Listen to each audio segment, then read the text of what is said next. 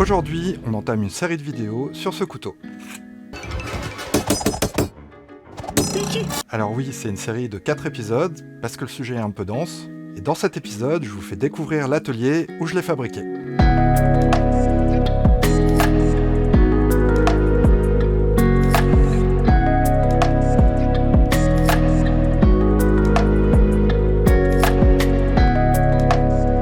Installez-vous bien, préparez-vous un petit café ou un thé pendant le générique, et on se retrouve tout de suite pour le contexte.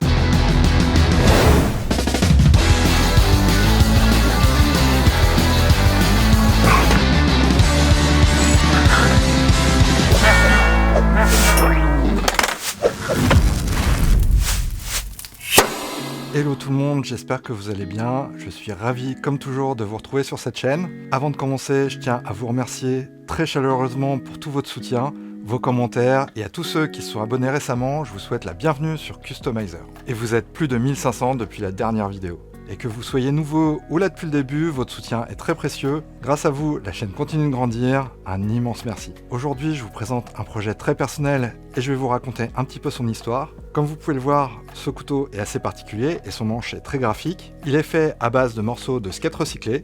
À Noël dernier, ma femme m'a offert ce cadeau totalement unique. Joyeux Noël, Homer. Je crois que tu vas être très content. Oh oh, c'est super! Attends, je vais chercher mon cadeau pour toi que j'ai planqué dans un coin dehors.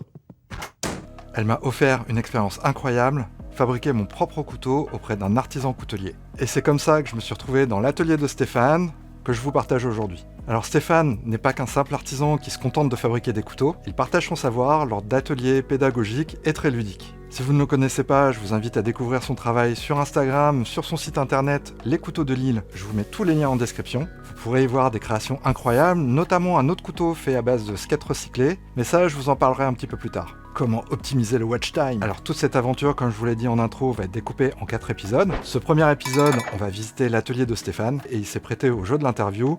Et ça c'est vraiment hyper cool de sa part. Dans l'épisode 2, on va parler de la fabrication des plaquettes pour pouvoir faire le manche. L'épisode 3 sera consacré à la fabrication du couteau dans l'atelier. Et enfin, le dernier épisode sera consacré à la fabrication de l'étui et le reveal de couteau terminé. Je vous propose de partir tout de suite dans l'atelier de Stéphane, là où chacune de ses créations prennent vie. C'est parti pour la visite. Alors il faut que je raconte ma vie là.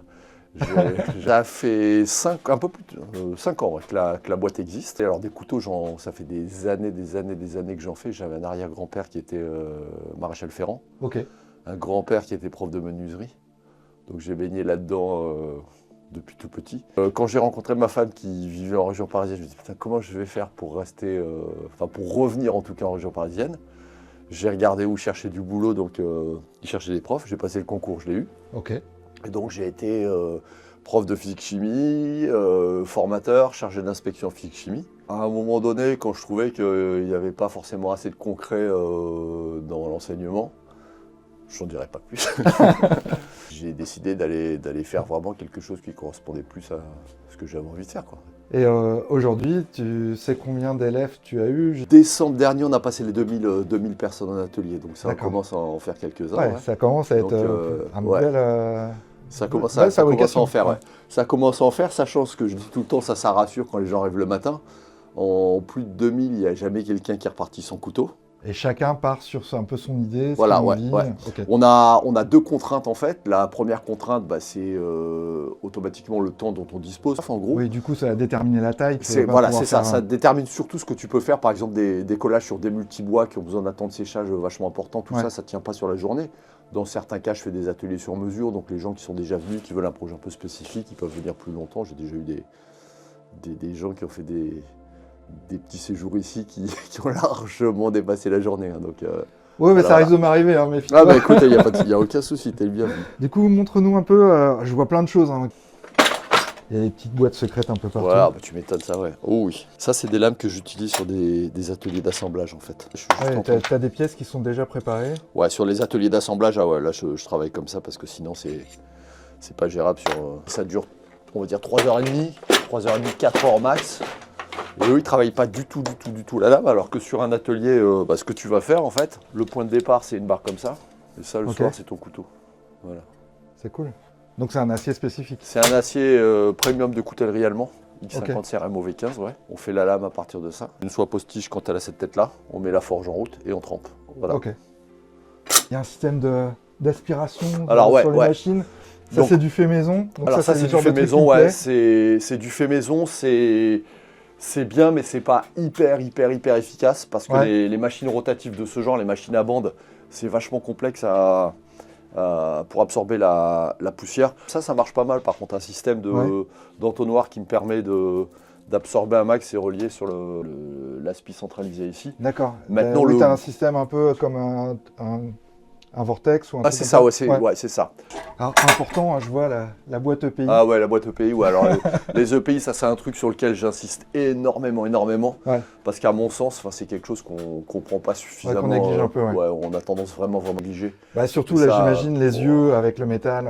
Les yeux, les mains, les oreilles, les cheveux. Parce que quand on met la forge en route, la barbe, non, le gros truc, d'un point de vue respiratoire, c'est ça. Donc là, ça c'est un filtre. Celui-là, il nettoie 5 mètres cubes à la minute. D'accord. Donc c'est vraiment un filtre qui nettoie dans un premier temps particules de 10 nano. Okay. Et en dessous, il y a un deuxième filtre, donc un filtre intérieur qui dégage des particules jusqu'à 1 nanomètre. Et ça, tu le nettoies tous les jours Tous les jours en fin d'atelier ou en début d'atelier, le lendemain, je nettoie. Et puis il y a l'extracteur qui est là-bas qui lui sort aussi une bonne partie. Donc ça crée...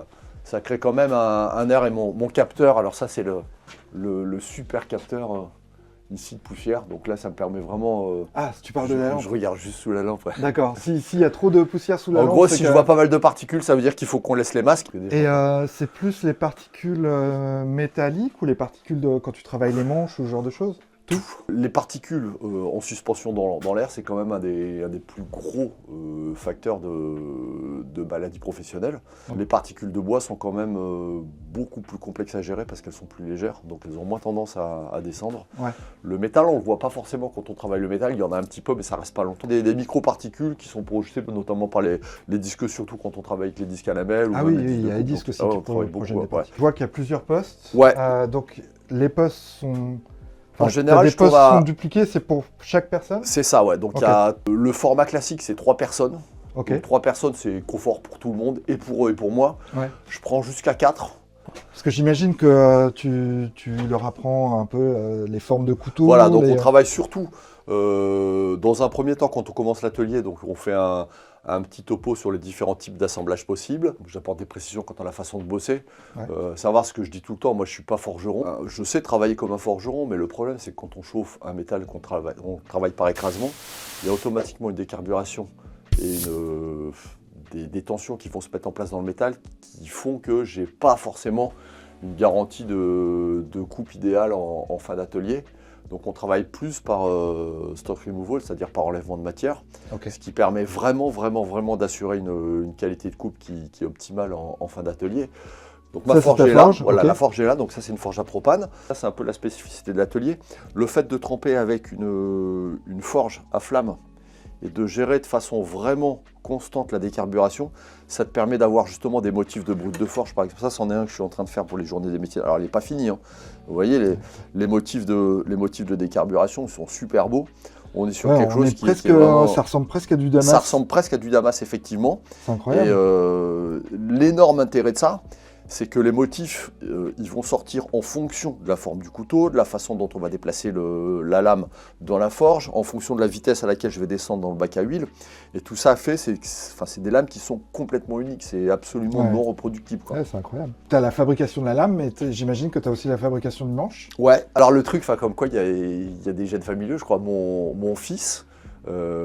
a une formation dans les métiers du bois, il a fait les compagnons en menuiserie. Le fait qu'il soit passé chez différents patrons dans le coin, et notamment un avec qui je travaille pas mal, toutes les chutes de bois qu'il pouvait plus utiliser et qui bénaient, voire qui brûlaient, et en fait maintenant je fais la tournée, je le rachète et puis ça me permet de travailler en circuit. Oui, parce que tu n'as pas besoin de grands morceaux finalement. C'est ça, c'est exactement ça. J'ai pas besoin de grands morceaux, j'ai surtout besoin de morceaux qui aient du caractère.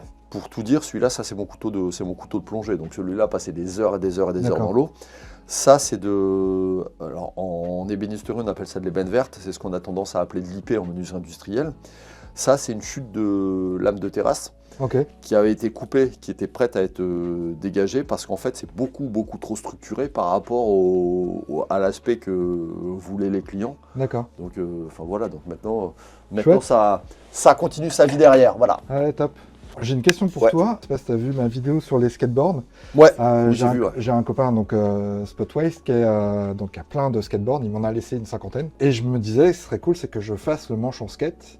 Est-ce que je peux préparer le manche, c'est-à-dire le précoller et tout, et créer un morceau qui soit utilisable? Sur le principe, pourquoi pas. Et mes plaquettes, en fait, elles vont avoir, en général, elles ont un format qui est proche de ça. Et à partir de ça, en fait, on va venir définir la forme qu'elle doit avoir par rapport au couteau qu'on a fait. Ok. Et on travaille les plaquettes comme ça. Donc si tu peux me ramener 2 morceaux qui ont cette tête-là, il n'y a aucun souci. Bah ouais, ça doit pouvoir se faire. Si tu veux un manche comme ça, Ouais. il faut que le manche tienne dans la plaquette que tu vas faire, ok. avec un petit peu de marge de sécu au-dessus, en dessous, devant, derrière. Oui, Donc là, pouvoir tu vois, recouper, même ça, c'est balèze comme manche. Une plaquette comme ça, elle permet de le faire sans aucun souci. Ok, Donc, ça marche. En gros, la façon dont on fonctionne, c'est on part de ça. D'une belle feuille verte. Alors verte ou autre, on part Ok. d'une feuille. Ouais. Ce que je dis aux gens, c'est que pour des raisons justement de sécurisation du projet, on se limite à une longueur de couteau qui correspond à la diagonale de la feuille. Donc ça fait déjà un Oui, couteau ça qui fait un est beau mastoc, couteau, ouais, mastoc. ouais. Ça fait limite, à mon sens, trop gros. Mais après, il y a des gens qui le font, donc ça c'est... Voilà. Ouais. S'ils ont un projet en tête, ce que je leur dis de faire, c'est de trouver un couteau sur les présentoirs. Donc c'est pour ça, ceux qui sont là-bas, ils servent vraiment. Ouais. Donc, ils repèrent une longueur max qui leur servira à cadrer un petit peu ce qu'ils veulent faire. Oui, puis ça te permet aussi de montrer que sur la feuille, ça correspond à cette taille-là. Exactement, et que c'est déjà des beaux couteaux. Et puis également, surtout, donc s'ils n'ont pas du tout d'idée, ce que je fais, c'est que je leur dis, voilà, vous repérez une lame qui vous inspire. On prend une lame, on la contourne sur la feuille. Ouais. Vous prenez un manche qui vous inspire et surtout qui correspond à votre prise en main. Ouais. On le met derrière la lame. Alors là, quand on a fait ça, on a un truc qui est pourri au possible. Et par contre, après, on uniformise en fonction de ce qu'ils veulent faire du couteau. Ouais. Ça, par exemple, ce couteau qui est là, celui-là, ce que je dis, je le prends tout le temps comme exemple, ça. C'est, je fais de la chasse photo, c'est le couteau que j'ai tout le temps avec moi en forêt. Donc c'est vraiment, c'est un outil. C'est un outil. Et il sert souvent de source d'inspiration pour en faire des couteaux de table. Sauf que, enfin couteau de table, couteau de cuisine en tout cas. Ça en cuisine, ça demande à être modifié parce que là ici, j'ai pas une bascule qui me permet d'aller jusqu'au bout. En fait. Oui, t'es gêné. Donc en fait, ça pour le transformer en couteau de cuisine, on augmente un tout petit peu la hauteur ici. Ouais. Je travaille un tout petit peu plus ma garde ici. Ouais. Et le tour est joué. Et souvent c'est pareil, il a une forme très particulière au niveau du ricasso ici. Esthétiquement, c'est vrai que ça aurait été mieux si la garde avait été un peu plus arrondie ici. Si le manche est arrivé un petit peu plus loin, sauf que quand je suis en forêt, j'ai toujours des gants. Si j'ai une garde qui est arrondie, le doigt il va glisser. Ouais. Et puis surtout, si j'ai à tailler une pointe pour faire un affût ou autre, le couteau, je vais le prendre comme ça. Ça correspond pile à la largeur de mon index. Et en fait, je me mets là et là. Le couteau, oui, t'as plutôt une bonne prise. Là, j'ai une super bonne prise, c'est une extension de ma main. Et le but, c'est ça, c'est que vraiment le couteau que vous voulez faire, enfin que vous allez faire, il soit exactement conforme à l'utilisation que vous voulez en faire. Il y a 2 moments, où vraiment vous êtes livré entre guillemets à vous-même. C'est ce moment-là, à savoir qu'il y a la feuille, c'est pas mon couteau, donc à vous de dessiner, même si je suis là pour vous conseiller, à vous de dessiner ce que vous voulez faire. Et l'autre moment, c'est quand on choisit le bois. Parce que c'est pareil, c'est pas mon couteau. Donc, et souvent, les gens arrivent en disant le matin, ouais, mais moi je suis pas bricoleur, je vais pas y arriver. Mais c'est ce que je disais, c'est pas du tout une question d'être bricoleur ou pas. C'est juste une question d'être un minimum rigoureux et puis de pas vouloir faire le cow-boy et pas de prendre de risques inconsidérés, quoi. De toute façon, on découvrira tout ça pendant la session. Exactement. C'est cool. Bon, en tout cas, ça fait envie. Enfin, moi, ça me fait envie. C'est cool. Tu me disais que tu avais une petite lame à tremper. Une petite lame à tremper. Allez, on va tremper ma lame. Donc, on va la monter là pour tremper les essais que j'utilise. On va la chauffer pendant 3 minutes à 1050 degrés. À partir de 800 degrés, mon acier devient malléable. Si, au moment où je manipule ma lame, je prends un appui sur ma pointe, la lame, elle se plie. Oui, forcément. Sauf que quand elle est au-dessus de 800 degrés, la lame, elle a la souplesse de la gomme. On est quasiment à ce point. Sauf que la gomme, je la lâche, elle reprend sa position. La lame, elle ne reviendra pas toute seule à sa position. Donc en fait, l'étau enclume qui est là, qui est un étau de mon arrière-grand-père, il me sert juste à gérer les catastrophes si besoin. Et je le cache pour pas porter la scoumoune aux gens. Voilà. Donc là, il y a le bac à huile, Ok. les enclumes, le tas en dessous. Donc là, ok, là tu as l'huile qui est ici. Ouais. Et la trempe, c'est combien de temps? Ah, la trempe, c'est hyper rapide. Alors, pour faire simple, le but, on trempe à l'huile. Le but de la trempe, c'est de descendre la température de la lame de plus de 600 degrés en moins d'une minute. D'accord. Donc ça veut dire que ça doit durer moins d'une minute. Ok. Donc là, le but de la trempe qu'on va faire, ça va être de créer à l'intérieur de mon métal le bon taux de cristaux de martensite. Parce que c'est ces cristaux de martensite qui vont lui conférer sa dureté définitive. Donc faut pas que j'en ai trop, sinon je vais avoir une lame qui va être hyper cassante. Faut pas que j'en ai pas assez, parce que sinon je vais pas avoir... Ça va s'émousser très vite. C'est ça, je vais pas avoir un couteau de qualité. Donc tout le secret d'un couteau réussi, c'est d'avoir le bon taux de martensite au final, après que le taf ait été fait. Voilà. Et comment tu le sais, toi? C'est sur l'habitude, la ça s'appelle couleur? l'expérience, monsieur. En fait, il faut que je chauffe à 1050 degrés. Donc 1050 degrés, je gère la couleur. Ok. De façon uniforme, avec deux objectifs. Avoir ici, sur mon émouture, puisque c'est là que mon fil va se faire, avoir du 1050 degrés de façon plus homogène possible sur l'émouture. Et ici, avoir une décarburation qui se fasse de façon plus homogène possible, parce que c'est cette décarburation qui va me donner mes motifs de brut de forge si je veux les garder par la suite. Hop, ça chauffe.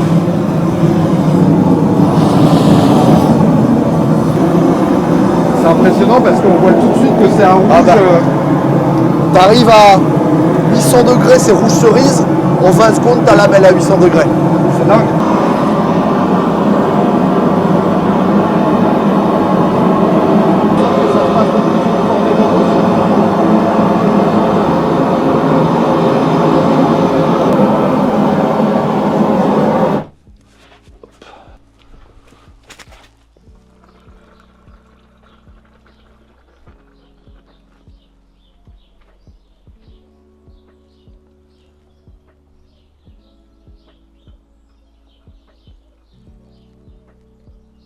Là, tu comptes?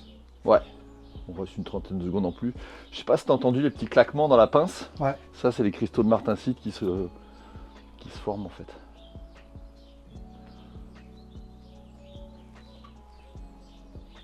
Hop. Ton huile, t'es obligé de la changer souvent? De temps en temps, ouais. Je t'avoue que je pourrais pas te dire à quelle fréquence je la change. Là, je l'ai changé il n'y a pas très très longtemps. Donc là, je la pose, hop, sur les cales. Ok. Hop, Pour être je la mets en serrage. Histoire qu'elle soit droite. Ouais. Et voilà. Et là, tu laisses finir de refroidir. Et là, laisse refroidir tranquillement. Les cales en bois, elles ont pour but d'absorber d'éventuelles petites déformations qui peuvent rester. Ouais. On peut jusqu'à 2-3 mm, on peut rectifier. Alors pas de façon certaine, hein, mais en tout cas, il y a beaucoup de chances qu'on rectifie. Okay. Et puis c'est surtout qu'on utilise le fait que le bois, c'est le meilleur absorbeur thermique qu'on connaisse. Et le temps que on coupe tout, fallait 5 minutes, c'est froid. Enfin, c'est froid, en tout cas, c'est tiède au point qu'on peut la manipuler sans aucun souci à la main, sans gants. Je vois qu'il y a plein de petites astuces. Enfin, tu vois, ne serait-ce le petit plateau sur l'étau, ça, je vais m'en faire un direct, on va arriver chez moi. Non, le mieux, c'est ça. Le mieux, c'est J'ai vu que, oui, t'en avais plusieurs. Bah ouais, parce que quand on dessine, tu te mets là, après, un peu ça, tu sors ton étau, tout ça, donc c'est... Ouais, ça, je pense que c'est des trucs que je vais te piquer. Mais ça, c'est des trucs, ouais, bah c'est... Mais tu vois, même là, j'étais en train de réfléchir justement à comment j'allais faire mon système d'aspiration. Là, c'est juste une vanne de plomberie. Ah ouais, c'est exactement, c'est ça, c'est juste une vanne, il y en a sur toutes les machines. Ça me permet d'augmenter un petit peu la pression. Oui, je vois, oui, effectivement, il passe derrière, je l'avais pas vu. Là, ouais, tout est groupé là, ça part ici. Et ces machines-là, enfin surtout celles-là, elles servent à travailler le bois, mais également à travailler le métal. Ouais. Sauf que quand tu travailles du métal, que tu as des particules incandescentes qui sont aspirées, il y a une combustion lente qui s'est déclenchée dans le... Vache, oui, parce que tu as un mélange de sueur et de... Ouais. Le fil de cuivre qui est là, c'est pour limiter, parce que les frottements des particules de bois à l'intérieur des gaines annelées. Ça crée une Ça crée électricité. de l'électricité statique et ça peut enflammer ton bois. Oui, pour décharger le tuyau. Tu décharges le tuyau. Juste tu décharges le tuyau d'électricité statique et ça t'évite de... C'est pas mal d'avoir été prof de sciences physiques. N'est-ce pas? Bah oui, non mais c'est sûr. Ouais. La science, c'est quand même un truc important pour tous ces Mais métiers-là. oui, parce que, ne serait-ce que ce que je disais tout à l'heure sur la trempe, en fait, le process de trempe, savoir ce qui se passe structurellement à l'intérieur des aciers, enfin, c'est fondamental si on veut faire des couteaux de qualité. Quoi. Super, merci beaucoup. Merci à toi. Ouais, je t'embête pas plus. Oh non, mais alors là, tu ne m'embêtes pas du tout. J'espère que cette visite vous a plu, mais ne partez pas tout de suite, j'ai encore quelques petites choses à vous dire. Un grand merci Stéphane, et je sais que tu regardes les vidéos pour nous avoir accueillis dans ton atelier. Comme vous avez pu le voir, ça regorge d'astuces très ingénieuses, et ça peut peut-être vous donner quelques idées pour aménager votre propre atelier. Alors vous le savez peut-être, sur cette chaîne, j'adore explorer de nouvelles expériences, découvrir de nouveaux savoir-faire. À partir du moment où il y a un peu de DIY dedans, ça me plaît, et ce principe de cadeau, je le trouve vraiment hyper cool. Encore merci chérie.